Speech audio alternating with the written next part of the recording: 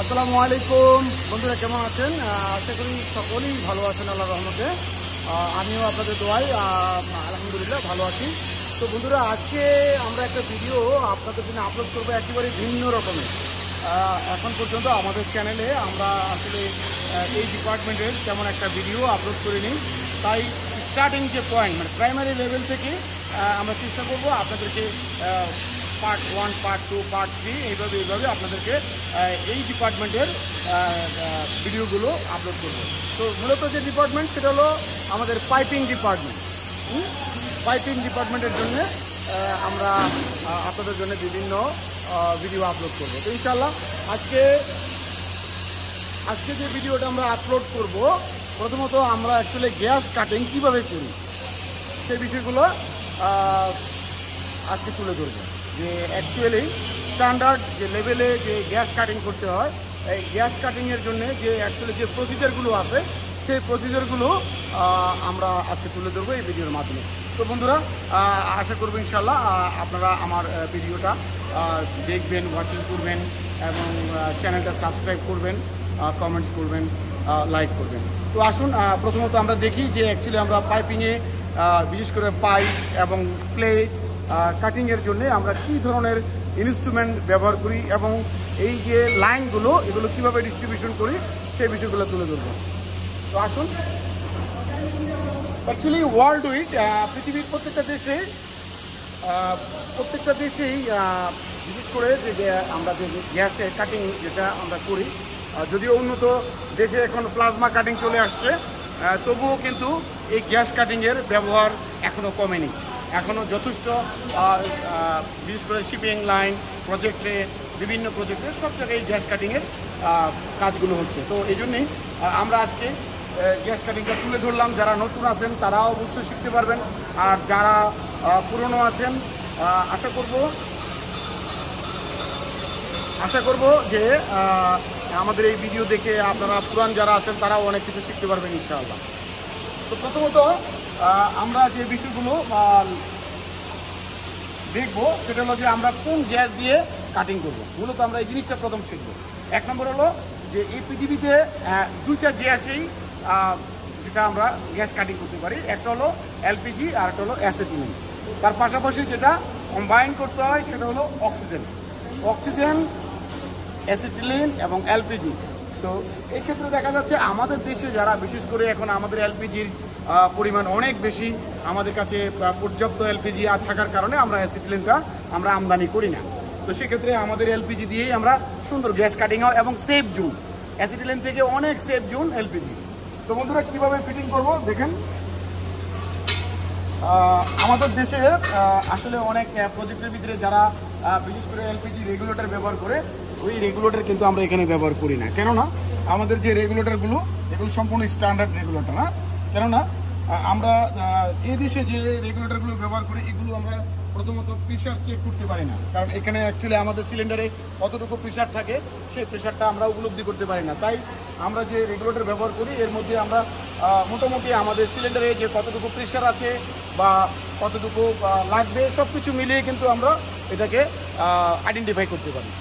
তো দ্বিতীয়ত হলো অক্সিজেন যে আমরা সাধারণত এই যে রেগুলেটরগুলো আমরা ফিটিং করার পরে আমরা এটা চালু করবো। তো যাই হোক, আমরা দেখবো যে আমাদের ট্রেনিং সেন্টার, বিশেষ করে অনেক ওয়েল্ডিং টেকনিক্যাল ট্রেনিং সেন্টার আমাদের এখানে, আমরা প্রত্যেকটা কাজই লাইক আমেরিকান, ইউরোপ অথবা স্পেশালি সিঙ্গাপুর ওই স্ট্যান্ডার্ড মোতাবেক কিন্তু আমরা করি।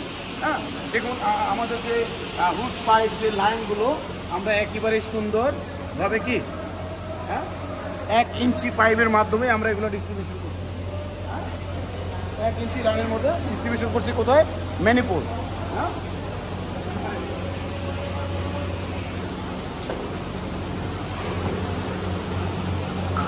আসলে এই সিলিন্ডারগুলো কিন্তু আমরা চাইলেই এক জায়গায় রাখতে পারতাম, কিন্তু এটা হ্যাজার্ড, অনেক ধরনের বড় বিপজ্জনক হতে পারে। নর্মালি বিশেষ করে এটাতে আগুনে লাগার সম্ভাবনা, এক্সপ্লোশন হওয়ার সম্ভাবনা। তাই কিন্তু আমরা কিন্তু এই অক্সিজেন এলপিজি যে সিলিন্ডারগুলো এগুলো আলাদা রেখে ওখান থেকে আমরা ডিস্ট্রিবিউশন করে নিয়ে আসছি কিসের উপরে। আর একটা হলো অক্সিজেন ম্যানিফোল্ড আর একটা হলো এলপিজি ম্যানিফোল্ড। আমরা অবশ্যই কালার কোড দিয়েও ইন্ডিকেট করছি। দেখেন এখানে কালো কালার, এটা লাল কালার।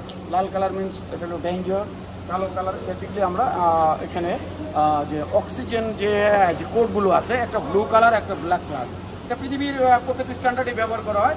যে অক্সিজেনের যে কালার কোডটা সেটা ব্ল্যাক অ্যান্ড ব্লু, দুইটা কালার। বাট অ্যাসিটিলিন এবং এলপিজি এই একটা কোডে হবে, সেটা হলো কি লাল কালার। তো বন্ধুরা, আমরা অবশ্যই মোটামুটি এই ভিডিওর মাধ্যমে যে আমরা যে কালার কোডগুলো কিছুটা হলেও আমরা শিখতে পারছি।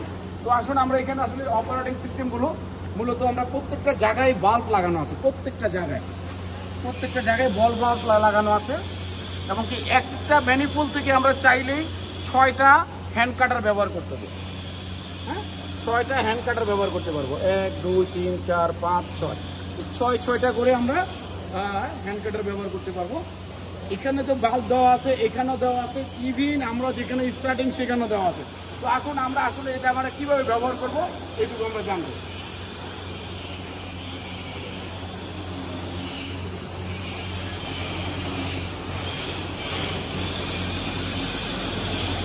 বন্ধুরা, আমরা যখন গ্যাস কাটিংয়ের জন্য প্রস্তুতি নেব, অবশ্যই আমরা প্রথমত দেখব যে আমাদের সিলিন্ডারগুলা সেফ আছে কিনা। তো সেফ থাকার জন্য আমাদের মূল বিষয়টা থাকবে যে সব ওয়াটার বলি আমরা এটাকে, সাবানের পানি। তো এটা দিয়ে অ্যাকচুয়ালি খুব দ্রুত আইডেন্টিফাই করা যায় যে এটা লিক আছে কিনা। কোনো ধরনের লিক আউট করলে সেখানে বিপদ হতে পারে, আগুন ধরতে পারে, অথবা আমাদের যে গ্যাস সেটা অপচয় হতে পারে। তো সব কিছু মিলিয়ে আমরা সব সময় যখনই এই গ্যাস কাটিং করার জন্য আমরা এই সিলিন্ডারগুলো ব্যবহার করব, অবশ্যই আমরা সাবানের পানি অথবা সোপ ওয়াটার দিয়ে চেক করব। কীভাবে করব?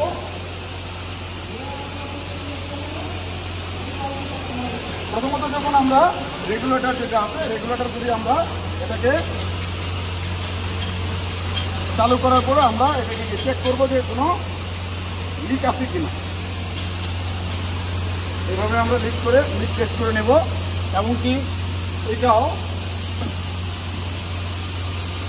দেখুন, এটা আমরা প্রথম খুলবো, পরে আমরা রেগুলেটরে প্রেশার দেবো। এই রেগুলেটরে আমরা প্রেশার দিয়ে 2টা মিটার আমরা মেনটেন করব।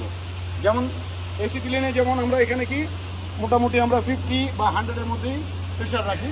আর এটা আমাদের সিলিন্ডারেতে অ্যাকচুয়ালি আসে 1600, 1400, 1200 এরকম একটা পিএসএ আসে। তবে আমরা যখন ইউজ করব 100 প্রেশারে আমরা ব্যবহার করব। এবং আমরা প্রথম লিক টেস্ট করব। হ্যাঁ, এই যে এই জায়গাটা কিছুটা লিক আছে, সামান্য দেখা যাচ্ছে, দেখেন। হ্যাঁ, দেখেন এখানে দেখা যাচ্ছে, তার মানে কি এখানে একটা লুজ কানেক্ট আছে। তাই আমরা কিছুক্ষণের মধ্যে ইনশাল্লাহ আমরা এটা কানেক্টটা ইয়ে করবো, টাইট করব। তো এইভাবে সাবানের সব দিলে কিন্তু আপনি লিকটা খুব দ্রুত উঠিয়ে আনতে পারবেন। দেখুন এখানে লিক দেখা যাচ্ছে। হ্যাঁ, ঠিক আছে।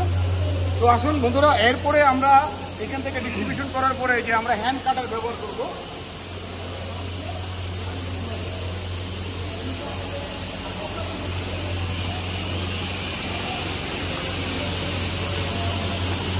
প্রথমত আমাদের যে বাল্বগুলো আছে একটু ওপেন করে নেব।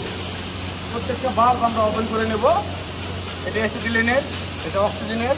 এরপরে আমরা কিন্তু এখানে যেভাবে আপনার হুস পাইপ দিয়ে আমরা যে কাটারটা ডিস্ট্রিবিউশন করছি, দেখুন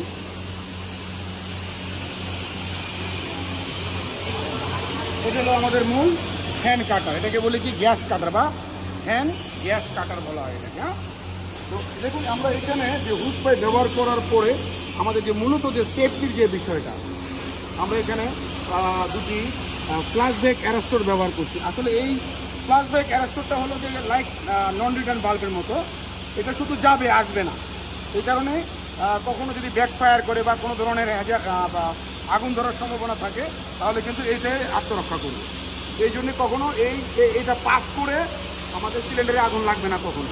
এই জন্যে আমরা যারা গ্যাস কাটিং করব, দেশে বিদেশে যেখানেই আমরা বন্ধুরা গ্যাস কাটিং করব, অবশ্যই আমরা এই বিষয়টা লক্ষ্য রাখবো যে আমাদের প্রত্যেকটা গ্যাস কাটারে ফ্ল্যাশব্যাক অ্যারেস্টর আছে কিনা। এরপর আমরা যে অপারেটিং সিস্টেমটা দেখেন, এখানে একটা কালার কোড দেওয়া আছে। আমরা এটা কি এই ভলিউমটা যেটা, এটা হলো কি অ্যাসিটিলিন বা এলপিজির যে ভলিউম, এটা দিয়ে আমরা গ্যাস আপ ডাউন করতে পারবো। এটা হলো অক্সিজেনের। আর কাটিংয়ের ক্ষেত্রে আমরা বেসিকলি এই যে লিভার, এটাকে বলে প্রেশার লিভার। হ্যাঁ, যখন আমরা টর্চ দিয়ে করবো তখন আমরা কি প্রেশার দিলে সুন্দর কাটিং হয়ে যাবে। তো বন্ধুরা, অবশ্যই আগামী ভিডিওর জন্যে আমার অনুরোধ রইল আমার ভিডিও নেক্সট ভিডিও দেখার জন্য, কেননা আগামীতে এটা কীভাবে কাটিং করে, হ্যাঁ, কোন প্রসিজারে কাটিং করে, এগুলো নিয়ে আপনাদের সামনে হাজির হবো ইনশাআল্লাহ। আজকে এই পর্যন্তই। আমার আবারও বলছি যে আমার চ্যানেলটা সাবস্ক্রাইব করবেন, কমেন্ট করবেন। যদি আপনাদের কোনো কিছু শেখার থাকে বা কোনো কিছু জানা থাকে, অবশ্যই আমাকে কমেন্টস করে জানাবেন। তো বন্ধুরা, আজকে এই পর্যন্তই। আসসালামু আলাইকুম ওয়া রাহমাতুল্লাহ।